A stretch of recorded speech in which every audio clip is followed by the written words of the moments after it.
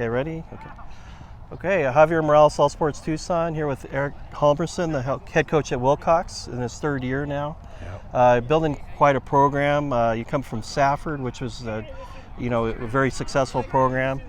So how do you feel like year three now?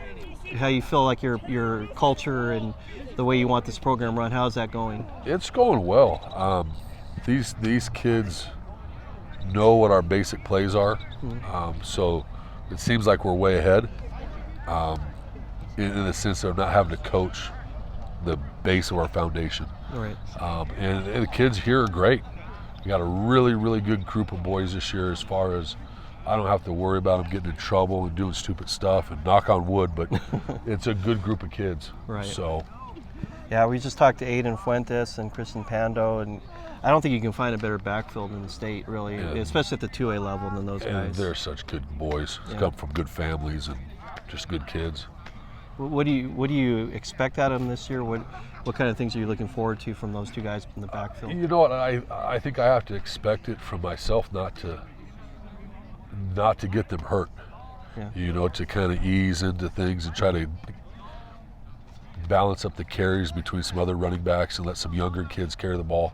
Mm-hmm. Hopefully we can do well where we can rest them in the second half, of some of our games. Not all of our games, but some of our games. Yeah. Our beginning of our schedule is brutal. So we have Gilbert Christian, Benson, Pima, Morenci.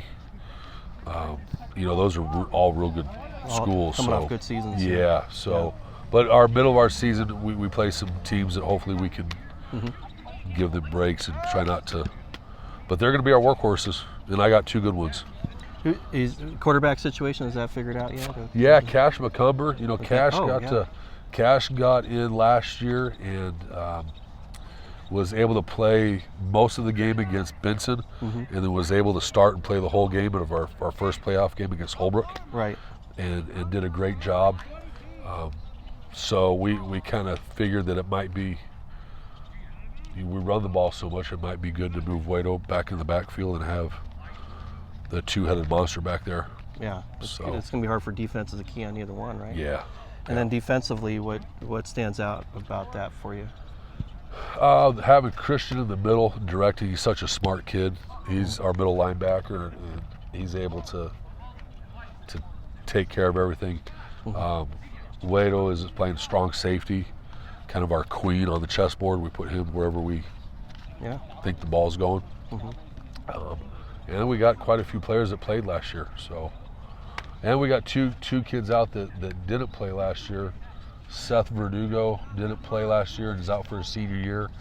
And then Sheets is out for his senior year as well. He didn't play last year either, so that's really helping too. Yeah. Just in 2A football, having numbers is huge. So, and Sheets is a two-sport athlete. He's a starter on the basketball team. So Verdugo's a two-sport athlete too. He plays baseball. So.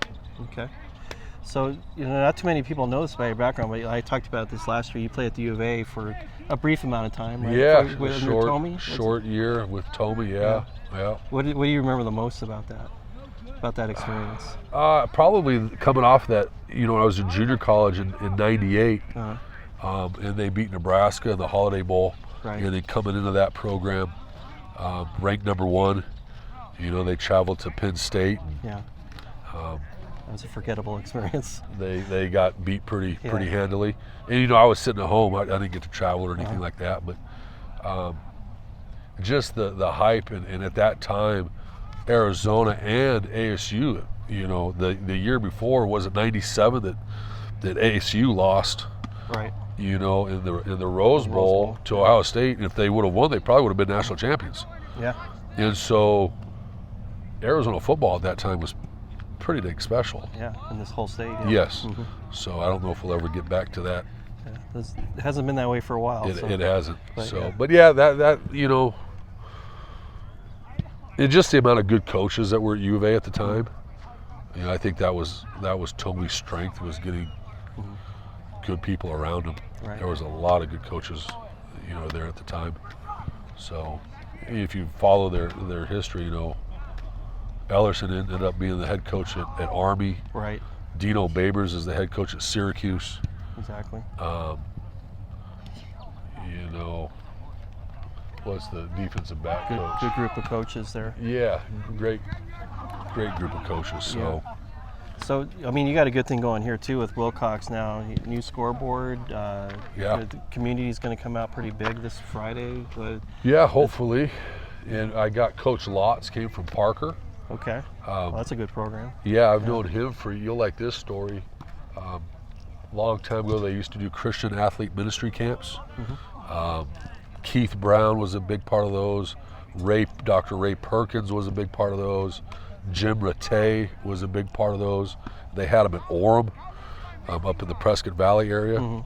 And they were before combines, before all that kind of stuff. And so it was kind of a recruiting type deal. So I met Coach Lotz. We were roommates. Going into my junior year, going into my senior year. Both years we were roommates.